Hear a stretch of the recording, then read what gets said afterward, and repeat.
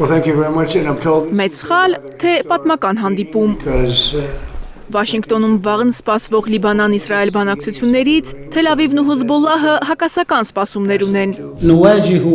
Իրանի աջակցությունը վայելող խմբավորման գլխավոր քարտուղար Նաիմ Քասեմը վստահ է, որ Լիբանանից նոր զիջումներ են կորզելու և Բեյրութը պետք է հրաժարվի բանակցություններից։ Իսրայելը համոզված է, Վաշինգտոնում բավարարվելու են իր պահանջները։ Իսրայելը Վաշինգտոնում Միացյալ Նահանգների միջնորդությամբ շարունակելու է բանակցությունները Լիբանանի հետ։ Բանակցությունները պատմական են, որովհետև Իսրայելն ու Լիբանանը համակարծիք են Հեզբոլլահին զինաթափելու և խաղաղության համաձայնագրի հասնելու հարցերում։ Դա տարածաշրջանում կամրապնդի անվտանգությունը, կայունությունը և բարգավաճումը։ Բայց զինաթափվել չի պատրաստվում Հեզբոլլահը, այն էլ Իսրայելի պահանջով։ Խմբավորման գլխավոր քարտուղարը դա համարում է Լիբանանի ներքին գործը։ Բացի Հեզբոլլահի զինաթափումը, Իսրայելը պահանջում է նաև անվտանգության գոտի ստեղծել Լիբանանի հետ սահմանին։ Բեյրութի նպատակն է ռազմական գործողությունների դադարեցումը,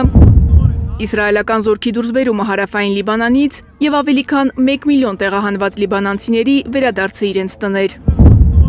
Նույնիսկ Իսրայելի հետ հնարավոր համաձայնության ֆոնին կրակը չի դադարում Լիբանանում։ Երկրի քաղաքները Բեյրութին կապող մայրուղիներն են հայտնվել Թել Ավիվի թիրախում։ Ավիահարվածներ են հասցվել Տյուրոս և Նաբաթիե քաղաքներին։ Նաբաթիեում զոհեր կան։ Իրար հաջորդող պայթյունների ձայներ լսեցինք, երբ դուրս եկանք, գետնին ընկած մարմիններ կային։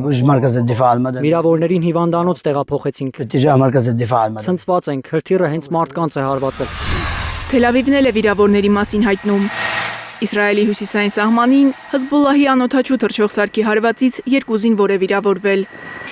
Իսրայելի պաշտպանության նախարարությունը հայտնում է, որ խմբավորման զենքի պահեստներ է հայտնաբերել ու ոչնչացրել։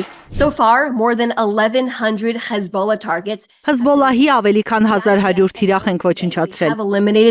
Հարավային Լիբանանում ոչնչացրել ենք ավելի քան 350 ահաբեկչի, որոնք սպառնալիք էին Իսրայելի քաղաքացիական բնակչության և զինվորների համար։ Հրադադարը Հեզբոլլահն է խախտել։